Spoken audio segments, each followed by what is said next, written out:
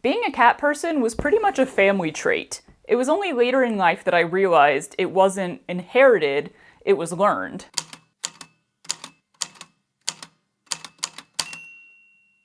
When I was maybe 7 or 8, actually that's a really hard age for me to pin down. When I was middling young, we got a kitten from my mom's Avon lady. Do y'all remember Avon ladies? I'm sure they still exist. Avon, Mary Kay, all of those brands with a very triangular selling structure. Anyway, her cat had kittens and my mom convinced my dad to let us adopt one. Before that, we had had rabbits, 2 of them, Ashley and Shadow. They lived in a big pen outside, and while they were cool to have around, I guess, you couldn't really cuddle them or play with them or do much of anything with them. I was afraid to even pick them up because those ladies had powerful bat kickers and they were always dropping surprise poo pellets. I was thrilled about the kitten, although I was also afraid to pick him up. He was teeny tiny and light as a feather, and his black and white fur stuck out in all directions. We named him Oreo, and my siblings may fight me on this, but I swear I was his favorite. Perhaps because cohabiting with 7 kids can be a bit much for a cat, and I was frequently very still and very quiet as a child. He liked to make biscuits in my hair, and I felt blessed by any attention he lavished on me. Dogs were out of the question. The thing is, my mom was very much a cat person, and she, shall we say, set the tone for the household. Before I was born, or possibly just before I was old enough to remember, there were 2 other cats. And then when my sister adopted her boyfriend's cat when he moved away, my mom was perfectly happy to accept another one into the fold. We also got a cat that we named Pickle shortly before I left for college, and I really can't remember why, but that cat was also adorable. He liked to nibble on your ear. All that to say, cats all the way. So of course I was a cat person, and I continue to be to this day. Don't tempt me with a kitten. I will become its best friend. I'm kind of surprised we don't have a cat yet, but I feel like I'm just waiting for a cat to choose me. We had a campus cat at college, and though I would not stop to hang out with a single person there if my schedule did not specifically allow for it, I would drop everything to sit 10 feet away from that cat, waiting for me to accept it as one of its own. And it did. We became friends. But also, I have always been and will always be an animal person in general. Animals are the freaking best to me, possibly because people are the freaking worst. No offense to any person in particular. My desire to pet every animal that I see, whether domesticated or wild, is literally a danger to me sometimes. I got really close to some sea lions once. Dogs, though, it's not that I disliked them. They're animals. They're lovely. They're often adorable. But they're also frequently loud and smelly and excitable and wet. I was working at this woman's house one time and she had 2 of those big gray dogs. I don't know what the breed is. They were super sweet, lovely dogs, but one of them came up behind me and licked my elbow, and suddenly it was like my entire arm was dripping in slobber. And when you walk into a house and one or multiple dogs starts barking and just will not stop barking, and their owners don't seem to mind or possibly even notice, oh boy, my brain cannot. It's so much noise and it's so repetitive and it's so distracting, and I just feel bad. Like, I feel bad when dogs bark, especially if they're barking at me. I feel like I've done something wrong and this dog hates me, and I don't want animals to hate me. And then the smell. The dog smell. I've talked before about how I'm very sensitive to smell, like I can smell things from really far away and things that nobody else seems to notice, but also I think my brain loops smells that aren't even there anymore. I had a couple instances when I was a kid, both times when I was over at someone else's house, people who had dogs, I believe, but there were no dogs around, where I couldn't stop smelling dog and I couldn't figure out where it was coming from. and I couldn't get away from it. Not a good time. It's not a pleasant smell for me, and that's the kind of haunted feeling that I can get from my brain looping things. So while I was perfectly fine to be around dogs for a bit if they weren't barking like crazy, I was happy to pet one if it was nice and didn't try to lick me and I could wash my hands soon after. I really wasn't a dog person. I think all actual dog people would agree that what I just described is not what a dog person is. It's like I wanted to be best friends with dogs the way I was best friends with cats, but they were less predictable and therefore less safe, so I struggled with the boundaries of my various sensory issues and just assumed that I would never ever own one. Cats are smaller, quieter, cleaner. They don't typically smell, at least not super noticeably. When they lick you, it's actually like dry somehow. They don't try to jump all over you when you walk through the door, unless of course they do. Again, when I was in college, a few of us would go to the local animal shelter just to give the animals attention. There were never many dogs there, but there were rooms and rooms of cats. So many cats. I wanted to take every single one of them home. They were all just so sweet and so starved for attention and love. You'd walk into one of these rooms where they kept maybe 8 to 10 of the cats together, and they would literally climb you like a tree. You would get swarmed in a way that a person who hates cats would think is a living horror movie. I loved it. They were such sweet babies. I would leave covered head to toe in fur and bleeding in several places because they all had incredibly long claws, and I could not wait to go back and do it all again. So I never expected to become a dog person. I knew my preferences, I knew my reasons, and those don't change, right? Dogs aren't gonna stop barking or being smelly or having the wettest tongues known to man, and I'm not suddenly just gonna be okay with that one day. Right? Well, then I went to Iceland. In the program that I was doing, I lived with a family for like 6 or 7 weeks, I think. They had 4 kids between the ages of 2 and 12, I believe. So a lot of kid energy, a lot of people packed into a smallish place, not a lot of privacy or quiet, but they had a dog named Buddy. Yeah, it was a German and Icelandic mixed family, and their dog was named Buddy for some reason. And y'all, this dog was different. And also probably not different at all. It was probably me that was different. But he did attach to me pretty quickly and basically became my emotional support dog for that month and a half. He didn't really bark, and he didn't lick much, and I swear he didn't smell, although that also makes no sense to me because I literally watched him roll around in the dirt outside and they never bathed him. I just don't remember him ever smelling at all. But his presence, just having him near me all the time, being able to pet him, which I did not realize at the time is super regulating for me, it was so helpful in a time when I did not really feel comfortable or stable. At the end of my stay in Iceland, I took a solo road trip around the whole country. So I started by getting a bus up to Reykjavik, where I picked up a rental car, and then I drove all the way around the Golden Circle before starting the circle of the entire island itself. So on day 2, I was back in the town where I had been staying, and I spent the night with the same family again before continuing on. Buddy was noticeably happy to see me, and while I was showering and getting ready for bed, he wouldn't leave the bathroom. He just hung out in there with me the whole time. He looked so sad the next morning when I left. It was lightly heartbreaking. This was the thing, the experience that began to lightly turn me into a dog person.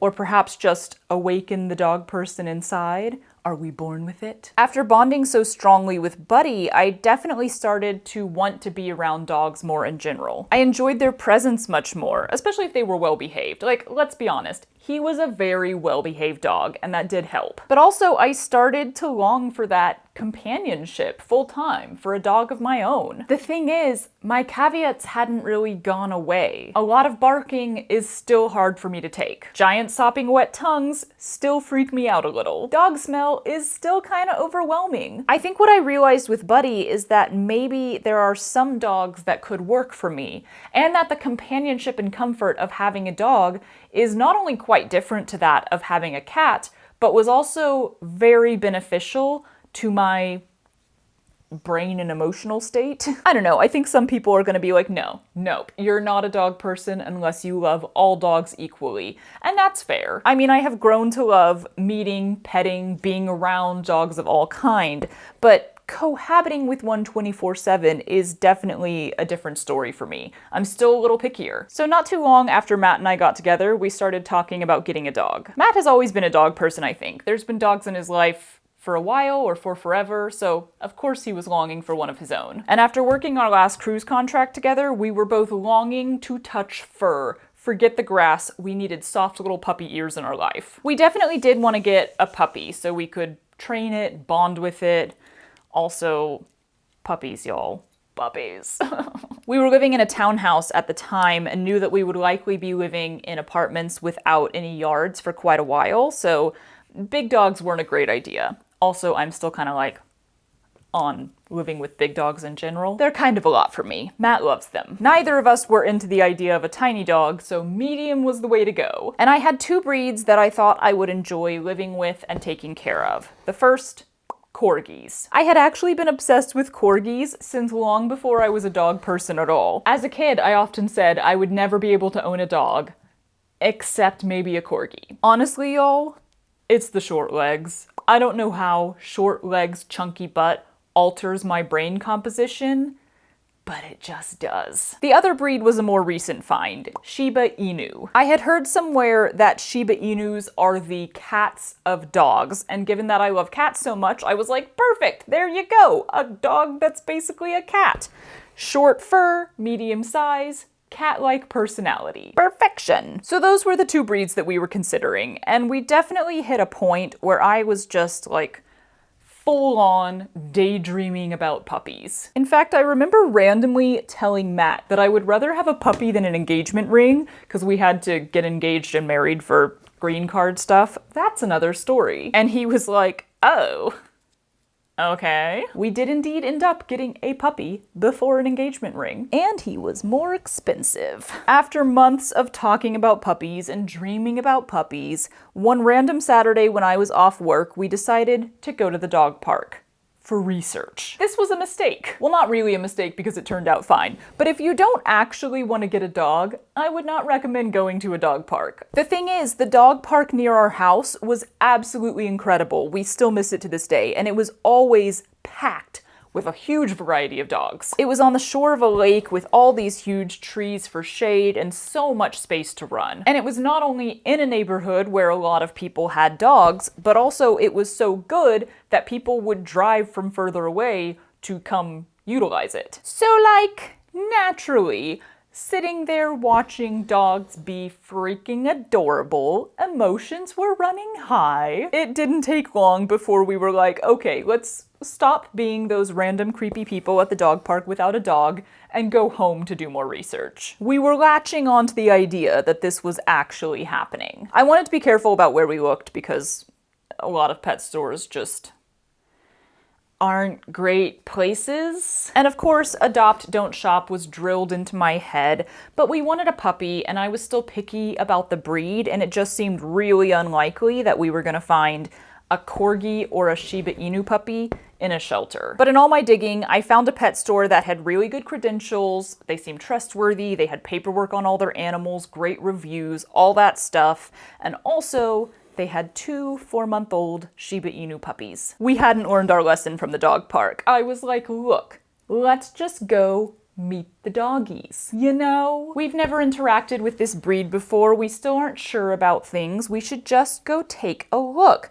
Pet the puppies, see how we feel. Don't go pet puppies if you don't actually want to get a puppy. I mean, we did actually want a puppy. I just don't think we expected to walk out of there with one that day. So we go to the store, we have a little meet and greet with both Shiba Inus. They're freaking adorable, of course they are. But we actually could have walked out without them. It was one of those like, okay, they're amazing, but which one do we get? And are we ready? And do we need to do anything first kind of things? Our hearts were moved, but not melted. Then Matt started looking at the other puppies, and he saw a 4-month-old tricolor mini Australian Shepherd with fur sticking out every which way and eyes pointing in different directions and a little spot on his nose. Matt wanted to have a meet and greet, and I was like, I don't know. We don't know anything about this breed.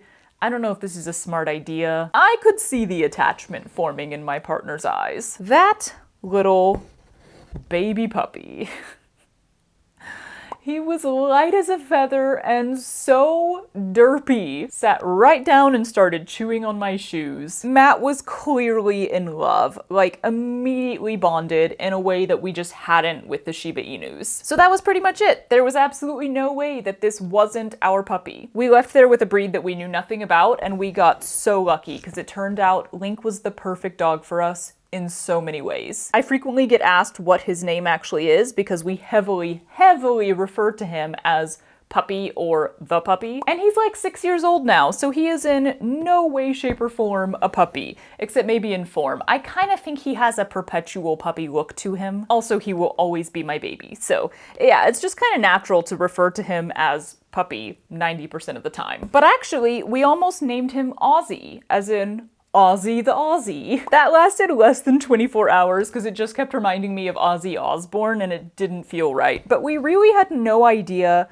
what to call him. We ended up finding a list online of possible dog names, and Link just seemed to work fine. I think we always knew his actual name would not be the one most frequently used. Linky. Link. Come here, Link. Oh. Nope.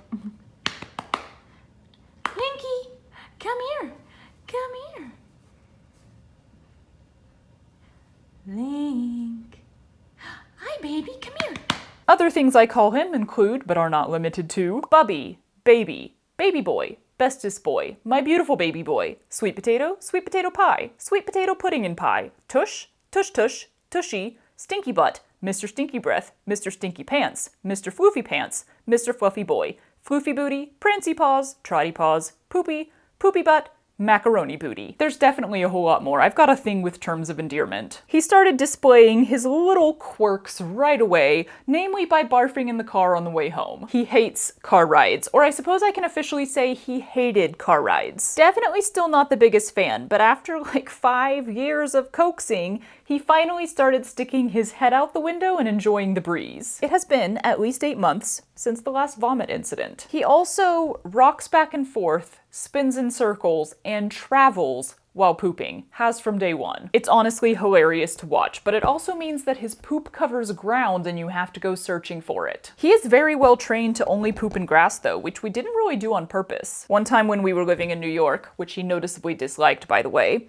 we were taking him on a walk to the nearest park so he could have some playtime, and clearly the urge came upon him very randomly and suddenly. Unfortunately, we were on a long stretch of building-lined sidewalk without a patch of grass in sight. He was searching everywhere, panicking, unable to find grass, and clearly unable to stop the dump from happening. And finally, he found a single weed poking out from under a chain link fence. And despite all of his normal movement habits, he did his dang best to poop right on that one little weed. And oh my God, my heart melted. He has very expressive eyes, and he looked up at me with so much desperation and guilt.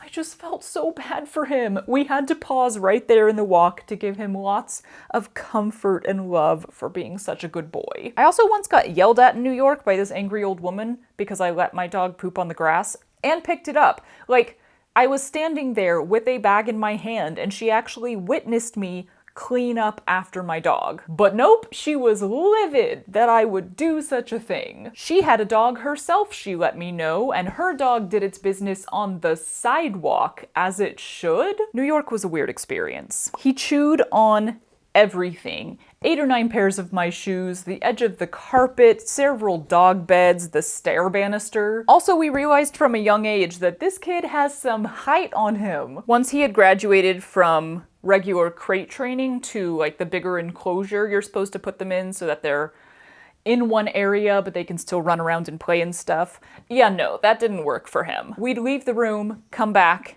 and he was outside the fence. We were boggled for quite a while as to how he kept doing this, and finally we pretended to leave the room, hid, and waited there until we observed him climbing over the fence to get out. I didn't know puppies could climb, but yep, he could. When his climbing days were over, he switched to jumping, and that has just never gone away. Is it gonna be dry and terrible? He greets us at the door, even if you've only been gone for 5 minutes, with extreme excitement, jumping straight up and down like a bouncy ball. He once almost broke my nose, my fault really, because I bent down to pet him right as he was coming up to me, and the top of his head collided with my schneezer. He was unfazed. I was quite phased. Those long skinny legs are a powerhouse though. Even without me bending over, he can jump nose height on me if he really wants to, which is over 5 feet. Our dog sitters actually recently discovered that you can get him to jump on cue by jumping yourself, which is a trick we had never figured out for some reason. He doesn't really jump on people much though, which is great. Except me. He will sometimes, especially while playing or at the dog park, jump off of me. Like he will run at me, jump, and kick off of me like a guy doing very basic parkour against a wall. It is freaking hilarious, and that 25-pound ball of fluff will knock me off my feet if I'm not prepared. He trained super well, incredibly fast. People say that herding dogs are smart, and yeah, that's accurate. Sometimes they're a little smarter than you want them to be, but I will still take it because he was completely potty trained, sleep trained, all that stuff in like 2 or 3 months. Took a little longer to wean him off of chewing, but we finally did. At least we got him to stop chewing the carpet and the stair banister. He could still destroy a giant banana toy 3 times his size in less than 24 hours. It wasn't until we'd had him a couple years that someone first pointed out the tail thing. I think in an Instagram comment. They were like, "Oh, you got his tail docked," and I was immediately like, no. Australian Shepherds are born that way. Why on earth would we do that? Yeah, I didn't know much about the breed. I just got defensive because I was like, why on earth would that still be a thing? About once a year or so, Matt and I start thinking we should get Link a brother, and we're pretty latched on to the mini Australian Shepherd breed now. We're very biased. So I started looking up good, reputable breeders in the area a while back and learned for the first time that yes, some mini Australian Shepherds are born with a little nubbin tail, but it's only like 25% of them. So was Link born this way or docked? Odds are he was docked. And y'all, what the f is up with that? I don't understand it. Looking at all of these breeders who had really good reviews, very happy dogs, lots of farmland for them to run around on, like clearly they're doing it the right way. They still all docked tails. Some of them even had like big notices on their websites that were like, don't you dare even ask us not to.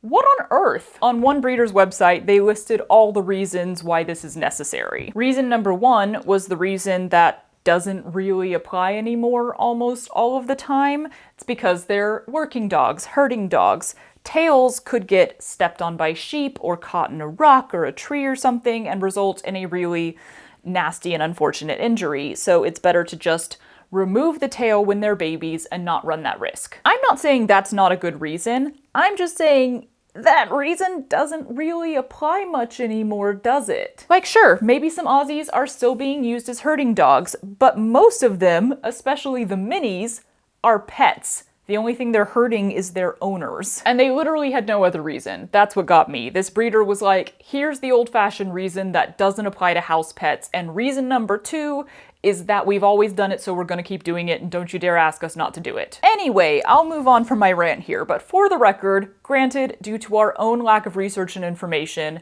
we had no idea that this breed has their tails docked, and we had no say in it happening with Mr. the puppy. I am not a fan. But what about all that stuff that made me think I can't live with a dog when I was younger? Has it changed? Have I changed? Not really. I was fully prepared to have to train Link not to bark.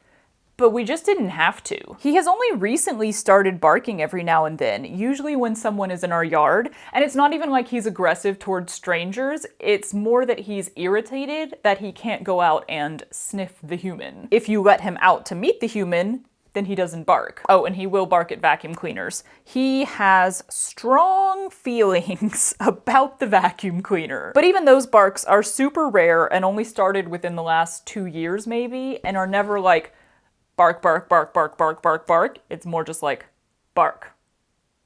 So we just got incredibly lucky, and I don't have to deal with loud barking. Honestly, one of the reasons I'm really nervous about getting a second dog is that it seems impossible that we would get this lucky twice, and Link is quite an imitator. A lot of his behaviors he has learned from dogs at the dog park. So if we got a second dog who ended up being a barker, Link would likely follow suit, and then there would be two of them. On the other hand, this baby boy is a licker intensely. I hear the baby boy. He licks like his life depends on it, and for some reason he has different licking obsessions on both Matt and I. He likes Matt's toes. It's weird. Hilarious, but weird. Very little interest in my toes though. He likes my face. So generally speaking, I've adjusted to random licks from him. If he licks my hand a bunch, I'm fine with that. I'll just go wash it and dry it off afterwards. If he does an attack lick on my face, I'm generally okay to just wipe it off and move on with my day. Since he's not a huge dog, his licks are not a deluge. And luckily for me, while I have a bunch of sensory issues with wetness, I am not at all a germaphobe. So I don't really have the whole like, ew, dog spit, gross, disgusting kind of thing. It's really just about it being wet. The face licking is a good example of how much I love him though, cause yeah, it's not that comfortable for me, but he clearly takes great pleasure in very, very intensely licking my face. About once a month, right before I'm gonna get in the shower, I will let him go hog wild. It's a whole thing, a whole session. I want to say that I lay there for like 15 to 20 minutes while he licks every single atom of my face and neck, including the inside of my nose. He has a very dexterous tongue, and it can get up there. He will clear out your sinuses. And then when he finally tires out and takes a breath, I go scrub my face in the shower, and everything is fine. Honestly, my skin feels amazing afterwards. Like, he's giving me some intense exfoliation. Would anyone like a facial that is just a bunch of puppies licking your face? Cause like the cats climbing on you thing, that feels like some people's heaven and some people's hell. And then there's the dog's smell. He takes a while to get stinky, or at least he did before I started being really on it about walking him. We used to, honestly, not exercise him enough. We'd kind of just do daily zoomies around the house. But I did finally get in the habit of starting my day by taking him on a walk around the neighborhood. Honestly, more for me than for him, because I am extremely sedentary and I need to get my blood flowing. But yeah, side effect of taking him out every day is that he now gets stinky way faster, so we're gonna have to go back to more frequent baths. Back when we first got him, we had that amazing dog park where I had to teach him how to swim by carrying him out there in the water myself, because yeah, he also hates baths and rain and water in general. Weirdly, once I forced him out there the first time, he started loving the lake. He would dash straight into the water as soon as you let him off the leash, but he would never go far enough to have to actually swim. He likes his feet to be on stable ground, this kid. I think that's also part of his car ride issue. Anyway, we took him there so frequently and of course had to bathe him after every single visit because he was just caked in mud and sand that he smelled amazing all the time. But I do think there's a little of that, like, he's mine, so his smell isn't as bad thing. I don't know, I think this kind of happens with babies and farts too. Like, you can smell your own and think it's not that bad, but then anyone else smelling it is like, damn! For some reason, I can be like, oh, you are stinky right now. I mean, clearly, so many of my nicknames included the word stinky, and yet still be okay with it. I've gotten used to it. The first day I went back to work after we got him as a puppy, I do remember being able to smell dog on myself, and even like going to my coworker and being like, do I smell like dog? Can you smell dog on me? And she was like, no. So I do think I've gotten used to it a little, but only to a certain point, and then I'm like, no, it's bath time. Because when he's clean, he doesn't smell like dog. He just smells nice and fluffy and adorable. And getting a dog has been a 100% amazing choice from day one. It was worth the risk. This baby puppy boy, with all his derp and all his personality and all his neediness and all his licking and all his excitement and his cuddles and his stinky breath, has been one of the best parts of my life for the last 6 years. Possibly the best. So am I a dog person now? Or am I just a Link person? I feel like we'll never know until we get another dog.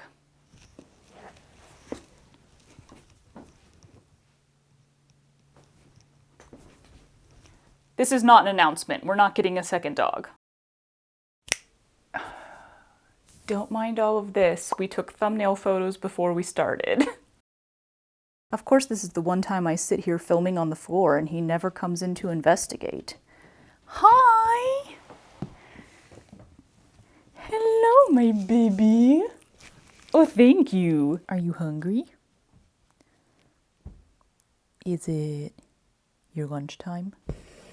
Yeah. Oh God, why do I put myself in these tiny corners? When I was a kid, I'd always said that if I'd wanna be next to you, next to you. Hello, oh thank you.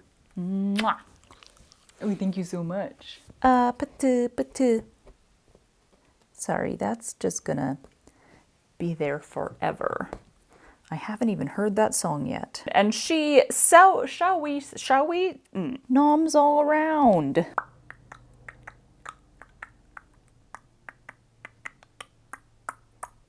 Oh, sneezies. The thing is, my mom was very much a cat person. We're gonna have trouble with S's today. Patu. You're beautiful and I love you.